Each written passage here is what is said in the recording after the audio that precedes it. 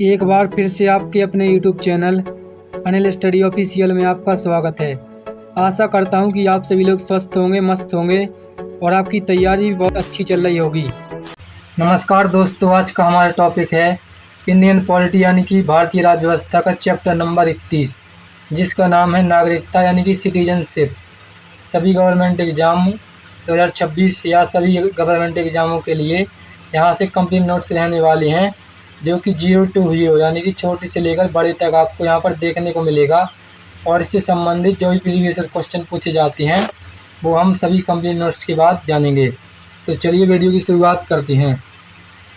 नागरिकता क्या है? तो सबसे पहला जो मुख्य बिंदु है वह नागरिकता क्या है। तो नागरिकता वह कानूनी स्थिति है जिसके आधार पर किसी व्यक्ति को किसी देश का पूर्ण सदस्य माना जाता है। यानी कि नागरिकता वह कानूनी स्थिति कहलाती है जिससे यह पता चलता है कि यह भारत का पूर्ण सदस्य है या किसी देश का पूर्ण सदस्य है। इसी को नागरिकता कहा जाता है। नागरिकों को संविधान द्वारा विशेष अधिकार और कर्तव्य प्राप्त होते हैं। यानी कि जो उस देश के नागरिक होते हैं उनको संविधान के द्वारा विशेष अधिकार प्राप्त होते हैं। इनको प्राप्त होते हैं, नागरिकों को संविधान द्वारा विशेष अधिकार प्राप्त किए जाते हैं। भारत में एकल नागरिकता की व्यवस्था है। यानी कि भारत में केवल और केवल आप एक ही नागरिकता ले सकते हैं, यानी कि एक ही देश की नागरिकता ले सकते हैं, यानी कि सिंगल सिटीजनशिप, यानी कि एकल नागरिकता। यदि आपको किसी और देश की नागरिकता लेनी है तो सबसे पहले आपको भारत की नागरिकता छोड़नी होगी, तभी आप वहाँ पर रह सकते हैं या उस देश की नागरिकता ले सकते हैं। अर्थात पूरे भारत के लिए केवल एक नागरिकता होती है, अलग अलग राज्यों की नागरिकता नहीं होती है। यानी कि पूरे भारत के लिए केवल एक ही नागरिकता होती है। मतलब कि जो एक सिंगल नागरिकता होती है संपूर्ण देश में लागू होती है। कहाँ पर होती है? संपूर्ण देश में लागू होती है। ऐसा नहीं है कि अलग अलग राज्य हैं तो अलग अलग राज्यों की नागरिकता लेनी पड़ेगी। आपकी एक ही नागरिकता होती है, वह संपूर्ण भारत के लिए कि आप भारतीय हैं। आप भारतीय हैं तो भारत के किसी भी राज्य, किसी भी शहर या किसी भी ज़िले में जाकर रह सकते हैं। आपको वहाँ पर सामान्य अधिकार दिए जाएंगे जो भारतीय संविधान द्वारा निर्धारित किए जाते हैं। किसके द्वारा किए जाते हैं? भारतीय संविधान के द्वारा निर्धारित किए जाते हैं। संविधान में नागरिकता, तो संविधान में नागरिकता का जो वर्णन दिया गया है कहाँ पर दिया गया है? तो भाग 2 में अनुच्छेद 5 से लेकर 11 तक। कहाँ से? अनुच्छेद 5 से लेकर 11 तक नागरिकता का क्या मिलता है? वर्णन मिलता है। इन अनुच्छेदों में संविधान लागू होने यानी कि 26 जनवरी 1950 के समय नागरिकता से संबंधित प्रावधान दिए गए हैं। यानी कि इन अनुच्छेदों में जब भारत का संविधान लागू हुआ था 26 जनवरी 1950 को, तो उसी समय से संबंधित यानी कि उसी से संबंधित नागरिकता की संविधान के प्रावधान दिए गए हैं। आगे नागरिकता से जुड़े कानून बनाने का अधिकार संसद को दिया गया। यानी कि इससे संबंधित यानी कि नागरिकता से संबंधित जो भी कानून बनाने हैं उसका अधिकार हमारे देश की संसद यानी कि पार्लियामेंट को दिया गया है, जिसको विधायिका कहा जाता है। अनुच्छेद 5, तो अनुच्छेद 5 में संविधान लागू होने पर नागरिकता। तो अनुच्छेद 5 में कहा गया है कि संविधान लागू होने पर नागरिकता, तो निम्न व्यक्ति नागरिक होंगे। यानी कि निम्न व्यक्ति भारतीय नागरिक होंगे। तो भारतीय नागरिक कौन कौन होंगे? जिनका भारत में जन्म हुआ है, यानी कि जिनका जन्म भारत में ही हुआ है वो भारत के नागरिक होंगे। माता या पिता में से कोई भारत में जन्मा हो, यदि उनका माता या पिता कोई भारत में उनमें से कोई एक भी भारत में जन्मा है तब वह भारत के नागरिक कहलाएंगे। क्या होंगे? वह भारतीय नागरिक होंगे। इसके अलावा संविधान लागू होने से पहले कम से कम 5 वर्ष भारत में निवास किया हो। यानी कि जब भारतीय संविधान लागू किया गया था तो उस समय उनके पूर्वज या माता पिताओं ने कम से कम भारत में 5 वर्ष तक अपना जीवन उसमें बिताया हो, तभी वह भारतीय नागरिक कहलाएंगे। इसके बाद अनुच्छेद 6 में क्या कहा गया है? तो अनुच्छेद 6 में कहा गया कि पाकिस्तान से भारत आए प्रवासी।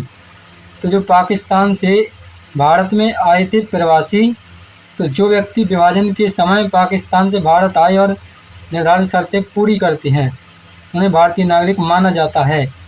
यानी कि जब भारत और पाकिस्तान का विभाजन हुआ था और उस समय जो प्रवासी नागरिक आए थे, यानी कि जो प्रवासी नागरिक भारत आए थे, तो जो भी निर्धारित शर्तें हैं यदि वह वो पूरी करते हैं तो उनको भारतीय नागरिक माना जाता है। अब निर्धारित शर्तें होती हैं, जब उनको पूरा करेगा तभी वह भारतीय नागरिक कहलाएगा। इसके बाद अनुच्छेद 7, तो अनुच्छेद 7 में दिया गया है भारत से पाकिस्तान गए व्यक्ति, यानी कि जब भारत और पाकिस्तान का विभाजन हुआ था तो उस समय जो भारत से पाकिस्तान में व्यक्ति गए थे उनके बारे में नागरिकता हमारी क्या कहती है। तो जो व्यक्ति भारत से पाकिस्तान चले गए, यानी कि जब भारत और पाकिस्तान का विभाजन हुआ था इस समय जो पाकिस्तान चले गए उन्हें सामान्यतः भारतीय नागरिक नहीं माना गया, यानी कि उनको भारतीय नागरिक नहीं माना गया है। वो क्यों नहीं माना गया है? यदि वे निर्धारित प्रक्रिया से वापस आएँ तो अलग प्रावधान लागू हो सकते थे। यदि वह जो निर्धारित प्रक्रिया की गई है उससे वह वापस आएंगे भारत में, तभी उनको क्या कहा जाएगा? तभी उनको भारतीय नागरिक कहा जाएगा। अनुच्छेद 8, तो अनुच्छेद 8 में विदेशों में रहने वाले भारतीय नागरिक, तो भारत में रहने वाले मतलब विदेशों में रहने वाले भारतीय मूल के व्यक्ति क्या हैं? तो विदेशों में रहने वाले भारतीय मूल के व्यक्ति निर्धारित प्रक्रिया के अनुसार पंजीकरण कराकर भारतीय नागरिक बन सकते हैं। यानी कि जो विदेशों में रहते हैं नागरिक वो निर्धारित प्रक्रिया के अनुसार पंजीकरण कराकर भारतीय नागरिक बन सकते हैं, यानी कि वह अपना पंजीकरण करवा लें तभी वह भारतीय नागरिक बन सकते हैं। इसके बाद अगला जो मुख्य बिंदु है अनुच्छेद 9, तो अनुच्छेद 9 में क्या कहा गया है?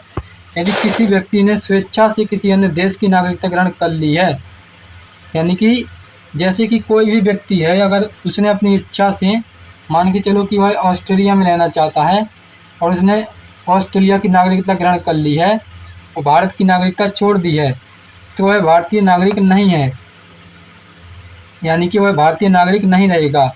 भारत दोहरी नागरिकता को मान्यता नहीं देता है, यानी कि जो हमारा देश है वह केवल सिंगल सिटीजनशिप यानी कि एकल नागरिकता को मान्यता देता है।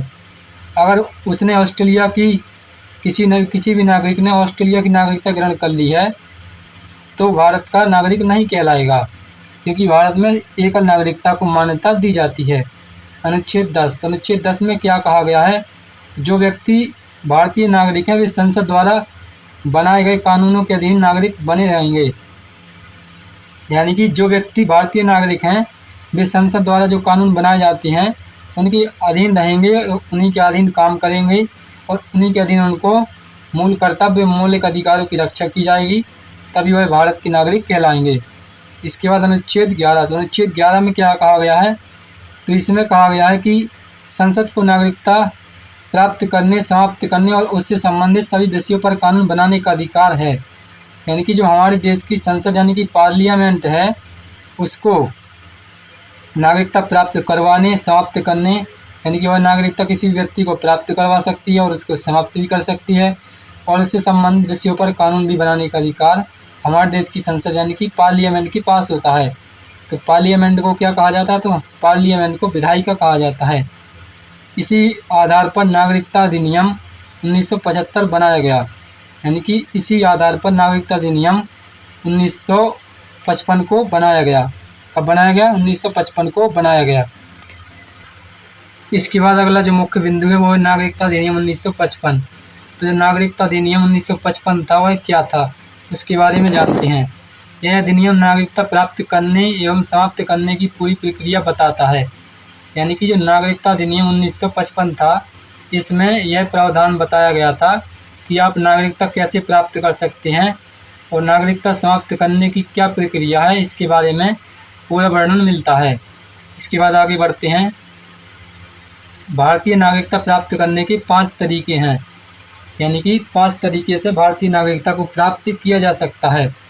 पहला है जन्म, यानी कि भारत में जन्म लेने पर कानून में निर्धारित शर्तों के अनुसार आपको नागरिकता प्रदान की जाएगी, यानी कि यदि आपका जन्म भारत में हुआ है तो आपको भारत की नागरिकता मिलेगी। इसके बाद दूसरा जो है वो है वंश के अनुसार। तो वंश के अनुसार यदि माता या पिता भारतीय नागरिक हों तो आपको भारतीय नागरिकता प्रदान की जाएगी। इसके बाद पंजीकरण, यानी कि बाई रजिस्ट्रेशन, तो निर्धारित श्रेणियों के पात्र व्यक्ति द्वारा आवेदन के माध्यम से नागरिकता प्रदान की जाती है। यानी कि जो नागरिक विदेशों में रहते हैं वह अपना पंजीकरण करवाकर भारत में आ सकते हैं और भारत की नागरिकता को ग्रहण कर सकते हैं। इसके बाद देशीकरण यानी कि बाई नेशनलाइजेशन, निर्धारित अवधि तक भारत में रहने और अन्य कानूनी शर्तें पूरी करने पर, यानी कि जो कानून द्वारा निर्धारित अवधि तक भारत में रहते हैं और अन्य कानूनी शर्तों को पूरी करते हैं, उनको भारतीय नागरिकता प्रदान की जाती है। इसके बाद 5वां है नए क्षेत्र के भारत में विलय। यदि कोई नया क्षेत्र भारत का भाग बन जाए तो वहाँ के लोग को कानून के अनुसार नागरिकता मिल सकती है। यानी कि जैसे कि भारत में कोई नया राज्य बन जाए या कोई नया क्षेत्र बन जाए और वहाँ पर नागरिक यानी कि वहाँ पर लोग रहने लगें, विदेश से आकर या कहीं से भी आकर रहने लगें, तो उन लोगों को भारतीय नागरिकता प्रदान की जाएगी। हमारे देश की संसद के द्वारा कानून के अनुसार उनको भारतीय नागरिकता प्रदान की जाएगी। नागरिकता समाप्त होने के 3 तरीके होते हैं। यानी कि आप नागरिकता को 3 तरीके से समाप्त कर सकते हैं। पहला होता है त्याग, स्वेच्छा से भारतीय नागरिकता छोड़ना। यानी कि यदि आप चाहें तो स्वेच्छा से भारतीय नागरिकता को छोड़ सकते हैं। इसके बाद समाप्ति दूसरे शहर की नागरिकता स्वेच्छा से लेने पर। यदि आपने भारत की नागरिकता छोड़ दी है और दूसरे देश की नागरिकता ले ली है तो यहाँ से आपका ऑटोमेटिक भारतीय नागरिकता समाप्त कर दी जाएगी। वंचित करना, सरकार द्वारा कानूनी आधार पर नागरिकता समाप्त करना।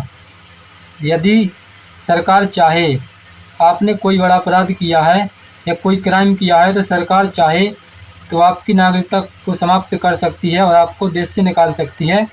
ऐसा कानून के दायरे में रहकर कौन कर सकता है? तो वो केवल हमारे देश की संसद यानी कि पार्लियामेंट कर सकती है। इसके बाद भारत में एकल नागरिकता क्यों है? तो सबसे बड़ा जो मुद्दा है वो यह है कि भारत में एकल नागरिकता क्यों है। तो भारत में एकल नागरिकता इसलिए है कि राष्ट्रीय एकता को बढ़ावा। यानी कि एकल नागरिकता होने से यह होता है कि हम सब भारतीय हैं। यदि दोहरी नागरिकता को कर दिया जाए तो वही व्यक्ति भारत में रहेगा और वही दूसरे देश में जाकर रहेगा। इससे भारतीय एकता में कमी आएगी। तो ऐसा इसलिए किया गया है। समान अधिकार, और सभी को समान अधिकार भी दिए गए हैं। अब पूरे देश में भी समान नागरिकता रहती है। यानी कि एकल नागरिकता रहती है कि आप चाहे किसी भी राज्य में चले जाएं या किसी भी ज़िले में चले जाएं, सबसे पहले आप भारतीय हैं, बाद में उस राज्य के निवासी हैं या बाद में आप कुछ भी हैं। सबसे पहला जो आपका धर्म है, जो आपका कर्म है कि आप भारतीय हैं। राज्यों के बीच भेदभाव नहीं होता है। यानी कि राज्यों के बीच भेदभाव नहीं होता है कि ऐसा नहीं है कि आपका, जैसे कि आप यूपी में रहते हैं तो आपकी नागरिकता दूसरी होगी, अगर आप हरियाणा में रहते हैं तो आपकी नागरिकता दूसरी होगी। ऐसा कुछ भी नहीं है। राज्यों को इस मामले में कानून बनाने या कोई भी कानूनी हस्तक्षेप करने का अधिकार भारतीय संसद द्वारा नहीं दिया जाता है। यह नागरिकता केवल और केवल भारतीय संसद होता है, यानी कि जो पार्लियामेंट होती है उसी को यह संपूर्ण अधिकार होता है कि वह चाहे तो नागरिकता को समाप्त कर सकता है और नागरिकता में कुछ नए नियम भी लागू कर सकता है। यह अधिकार केवल और केवल हमारे देश की पार्लियामेंट के पास होता है। इसके बाद अगला जो मुख्य बिंदु है, केवल भारतीय नागरिकों को प्राप्त अधिकार। तो केवल भारतीय नागरिकों को प्राप्त अधिकार कौन कौन से होते हैं? तो अनुच्छेद 15 में केवल नागरिकों के विरुद्ध भेदभाव निषिद्ध। यानी कि जो केवल और केवल भारत के नागरिक होते हैं उन नागरिकों को भेदभाव निषिद्ध, यानी कि उनके खिलाफ भेदभाव नहीं किया जाता है। अनुच्छेद 16 में सरकारी नौकरियों में समान अवसर दिए जाते हैं। यानी कि सभी को समान अवसर दिए जाते हैं सरकारी नौकरियों के लिए। इसके बाद अनुच्छेद 19, तो अनुच्छेद 19 में 6 स्वतंत्रताएं केवल और केवल नागरिक को दी जाती हैं। यानी कि जो भारत का नागरिक है, यानी कि जिसका जन्म भारत में हुआ है और उसके माता पिता में से कोई एक भारतीय है तो वह भारतीय कहलाता है। जिसके पास भारतीय नागरिकता है उसको 6 स्वतंत्रताएं प्रदान की जाती हैं और 6 स्वतंत्रताएं प्रदान की जाती हैं, केवल और केवल नागरिकों को प्रदान की जाती हैं। अनुच्छेद 29 वन, तो अनुच्छेद 29 वन में भाषा, लिपि और संस्कृति की रक्षा की जाती है। इसमें की जाती है अनुच्छेद 29 वन में भाषा, लिपि और संस्कृति की रक्षा की जाती है। अनुच्छेद 30 में अल्पसंख्यकों को शैक्षिक संस्थान स्थापित करने का अधिकार, यानी कि जो अल्पसंख्यक होते हैं वो अपने अनुसार शैक्षिक संस्थान स्थापित कर सकते हैं। यह अधिकार हमारे भारतीय संविधान द्वारा अल्पसंख्यकों को दिया जाता है, यानी कि ओबीसी वर्ग के लोगों को यह अधिकार दिया जाता है। नागरिकों के प्रमुख कर्तव्य, तो नागरिकों के प्रमुख कर्तव्य होते हैं कि उनको संविधान का पालन करना चाहिए, यानी कि जो भी संविधान में नियम कानून दिए गए हैं उन्हें उनका अनुसरण करना चाहिए और उनको मानना चाहिए और उनका पालन भी करना चाहिए। राष्ट्रीय ध्वज एवं राष्ट्रगान का सम्मान करना चाहिए, यानी कि जो हमारा राष्ट्रीय ध्वज है और जो राष्ट्रगान है उसको क्या करना चाहिए, उसका सम्मान करना चाहिए। देश की एकता एवं अखंडता की रक्षा करनी चाहिए और सार्वजनिक संपत्ति की भी रक्षा करनी चाहिए, जो कि कम्युनिटी प्रॉपर्टी होती है, सामुदायिक जो संपत्ति होती है उसकी भी रक्षा करनी चाहिए। इसके बाद पर्यावरण की रक्षा भी करनी चाहिए। अब हम जानेंगे महत्वपूर्ण तथ्य। तो संविधान का भाग सेकंड जो है वो नागरिकता से संबंधित है और इसका जो वर्णन मिलता है नागरिकता का, वो अनुच्छेद 5 से लेकर 11 तक इसका वर्णन मिलता है। नागरिकता कानून, तो नागरिकता कानून क्या है, तो वह 1955 के तहत नागरिकता कानून पारित किया गया था। भारत जो है, यानी कि जो हमारे देश में है, केवल और केवल सिंगल सिटीजन है, यानी कि भारत में केवल और केवल सिंगल नागरिकता होती है, यानी कि एकल नागरिकता होती है। नागरिकता विषय, तो नागरिकता विषय जो होते हैं वह यूनियन लिस्ट यानी कि संघ सूची में दिए जाते हैं। परीक्षा में बार बार पूछे जाने वाले तथ्य कौन कौन से हैं उनके बारे में भी जान लेते हैं। तो भारत में एकल नागरिकता है, यानी कि भारत में केवल और केवल एकल नागरिकता को मान्यता दी गई है। नागरिकता संविधान के भाग सेकंड यानी कि भाग दूसरे में दिया गया है। वो अनुच्छेद 5 से लेकर 11 तक नागरिकता संबंधित है। अनुच्छेद 5 से लेकर 11 तक नागरिकता का वर्णन दिया गया है। नागरिकता अधिनियम 1955 लागू किया गया। संसद को नागरिकता पर कानून बनाने का अधिकार दिया जाता है। भारत और यह अधिकार जो दिया जाता है, अधिकार अनुच्छेद 11 के तहत दिया जाता है। किसके तहत दिया जाता है? यह अधिकार अनुच्छेद 11 के तहत दिया जाता है। भारत दोहरी नागरिकता को मान्यता नहीं देता है, हालांकि ओसीआई व्यवस्था अलग है, पूर्ण भारतीय नागरिकता नहीं है। यानी कि जो हमारा देश है यह दोहरी नागरिकता को मान्यता नहीं देता है, केवल हमारे यहाँ पर सिंगल सिटीजनशिप होती है। और वो ओसीआई जो होती है यह अलग व्यवस्था होती है, यह पूर्ण भारतीय नागरिकता नहीं है। इसके बाद वन लाइनर डिवीजन देख लेते हैं। तो भाग सेकंड में दिया गया है नागरिकता, अनुच्छेद 5 से लेकर 11 तक नागरिकता का वर्णन दिया गया है। और भारत जो है वह सिंगल सिटीजनशिप यानी कि एकल नागरिकता का देश है। कानून जो बनाया गया था नागरिकता से संबंधित वह सिटीजनशिप एक्ट 1955 के तहत बनाया गया था। और नागरिकता प्राप्ति के 5 तरीके होते हैं और नागरिकता को समाप्त किया जाता है 3 तरीके से समाप्त किया जा सकता है। और अनुच्छेद 11 में संसद की शक्ति दी गई है। और नागरिकता जो दिया गया है यानी कि नागरिकता का जो वर्णन दिया गया है वह आपका संघ सूची यानी कि यूनियन लिस्ट में नागरिकता का वर्णन दिया गया है। तो यहाँ पर हमारा थ्योरी सेक्शन कंप्लीट होता है। अब हम भारतीय राज्य व्यवस्था यानी कि इंडियन पॉलिटी का जो चैप्टर नंबर 31 है जिसका नाम है नागरिकता यानी कि सिटीजनशिप, उससे संबंधित जो भी टॉप 20 इम्पोर्टेंट एमसीक्यू क्वेश्चन है उनके बारे में जान लेते हैं। तो चलिए वीडियो की शुरुआत को जानते हैं। क्वेश्चन नंबर 1 में कहा गया है कि भारतीय संविधान में नागरिकता का वर्णन किस भाग में किया गया है। तो भारतीय संविधान में नागरिकता का जो वर्णन किया गया है वह भाग सेकंड में किया गया है। किस में किया गया है? भाग सेकंड, यानी कि इसका option number B correct answer है। इसके बाद अगला क्वेश्चन है क्वेश्चन नंबर 2। क्वेश्चन नंबर 2 में कहा गया है कि नागरिकता से संबंधित अनुच्छेद कौन से हैं। तो नागरिकता से संबंधित जो अनुच्छेद है वह 5 से लेकर 11 तक आपका नागरिकता से अनुच्छेद मिलते हैं, यानी कि इसका option number B correct answer है। इसके बाद अगला क्वेश्चन है क्वेश्चन नंबर 3। क्वेश्चन नंबर 3 में कहा गया है कि भारत में किस प्रकार की नागरिकता की व्यवस्था है। तो भारत में केवल और केवल एकल नागरिकता की व्यवस्था है, यानी कि संपूर्ण देश में केवल और केवल एकल नागरिकता मान्य होती है। इसके बाद आगे बढ़ते हैं और अगला क्वेश्चन देखते हैं। तो अगला क्वेश्चन है क्वेश्चन नंबर 4। क्वेश्चन नंबर 4 में कहा गया कि नागरिकता पर कानून बनाने का अधिकार किसे है।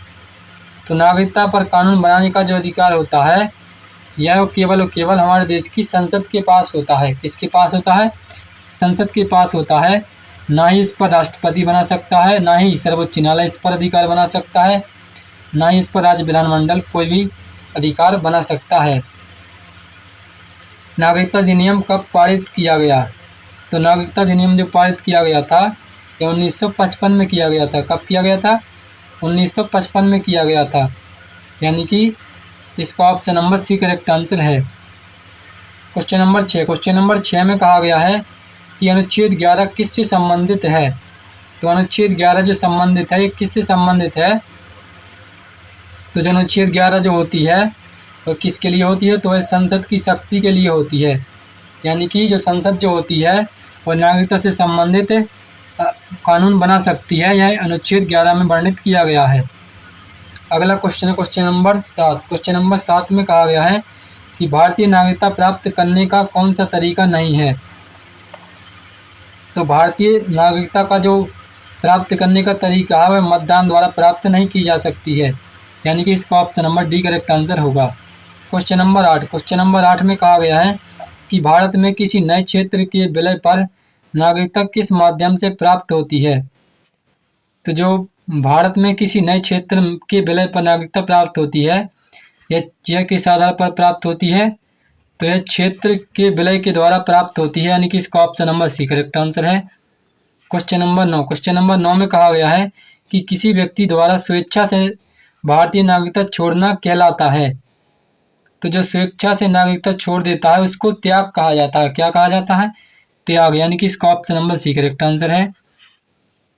Question number 10। क्वेश्चन नंबर 10 में कहा गया है कि दूसरे देश की नागरिकता ग्रहण करने पर भारतीय नागरिकता का क्या होता है। तो जो भारतीय नागरिकता होती है वह समाप्त हो जाती है। क्या हो जाती है? तो भारतीय नागरिकता को समाप्त कर दिया जाता है यदि वह किसी दूसरे देश की नागरिकता ग्रहण कर लेता है। यानी कि इसका option number B correct answer है। Question number 11। क्वेश्चन नंबर 11 में कहा गया है कि अनुच्छेद 9 है यह किससे संबंधित है। तो अनुच्छेद 9 है ये किससे संबंधित है? अनुच्छेद 9 जो है ये किससे संबंधित है? तो अनुच्छेद 9 आपका विदेशी नागरिकता ग्रहण करना होता है। यानी कि इसका option number B correct answer है। Question number 12। क्वेश्चन नंबर 12 में कहा गया है कि निम्न में से कौन सा अधिकार केवल भारतीय नागरिकों को प्राप्त है। तो भारतीय नागरिकों को कौन सा अधिकार प्राप्त होता है? तो वह प्राप्त होता है अनुच्छेद 19। यानी कि इसका option number C correct answer है। Question number 13। क्वेश्चन नंबर 13 में कहा गया है कि संविधान लागू होने की तिथि क्या है। तो संविधान लागू होने की तिथि जो है वो 26 जनवरी 1950 है। यानी कि इसका option number B correct answer है। Question number 14। क्वेश्चन नंबर 14 में कहा गया है कि नागरिकता विषय किस सूची में आता है। तो जो नागरिकता विषय जो आता है यह संघ सूची में आता है। यानी कि यूनियन लिस्ट में। यानी कि इसका option number C correct answer है। इसके बाद अगला क्वेश्चन आपकी स्क्रीन पर आ चुका है क्वेश्चन नंबर 15। क्वेश्चन नंबर 15 में कहा गया है कि पाकिस्तान से भारत आए प्रवासियों से संबंधित अनुच्छेद कौन सा है। तो यानी कि जो पाकिस्तान से भारत आए प्रवासी हैं उनसे संबंधित जो अनुच्छेद है वह कौन सा अनुच्छेद है। तो वह अनुच्छेद 6 है। यानी कि अनुच्छेद 6। यानी कि इसका option number B correct answer है। इसके बाद अगला क्वेश्चन है क्वेश्चन नंबर 16। क्वेश्चन नंबर 16 में कहा गया है कि विदेश में रहने वाले भारतीय मूल के लोगों से संबंधित अनुच्छेद कौन सा है। तो जो विदेशी मूल में रहते हैं यानी कि जो विदेशी मुल्क में रहते हैं लोग उनसे संबंधित अनुच्छेद कौन सा है। तो उनसे संबंधित अनुच्छेद है अनुच्छेद 8। यानी कि इसका option number C correct answer है। Question number 17। क्वेश्चन नंबर 17 में कहा गया है कि भारतीय नागरिकता समाप्त होने के कितने तरीके हैं। तो भारतीय नागरिकता को 3 तरीके से समाप्त किया जा सकता है। यानी कि इसका option number B correct answer है। Question number 18। क्वेश्चन नंबर 18 में कहा गया है कि निम्न में से कौन नागरिकता समाप्ति का तरीका नहीं है। तो नागरिकता समाप्ति का जो तरीका होता है वह चुनाव नहीं है। यानी कि इसका option number D correct answer है। इसके बाद अगला क्वेश्चन है क्वेश्चन नंबर 19। क्वेश्चन नंबर 19 में कहा गया है कि भारतीय संविधान के अनुसार दोहरी नागरिकता मान्य है या आंशिक रूप से मान्य है या मान्य नहीं है। तो दोहरी नागरिकता जो होती है वह हमारे देश में मान्य नहीं होती है। हमारा देश जो होता है वो केवल सिंगल सिटीजनशिप यानी कि एकल नागरिकता के लिए जाना जाता है। क्वेश्चन नंबर 20 और आज का आखिरी क्वेश्चन है क्वेश्चन नंबर 20। क्वेश्चन नंबर 20 में कहा गया है कि नागरिकता संबंधी प्रावधान संविधान के किस भाग में है। तो नागरिकता संबंधी प्रावधान जो दिए गए हैं ये संविधान के किस भाग में दिए गए हैं। तो ये दिए गए हैं भाग 2 यानी कि इसका option number B correct answer है।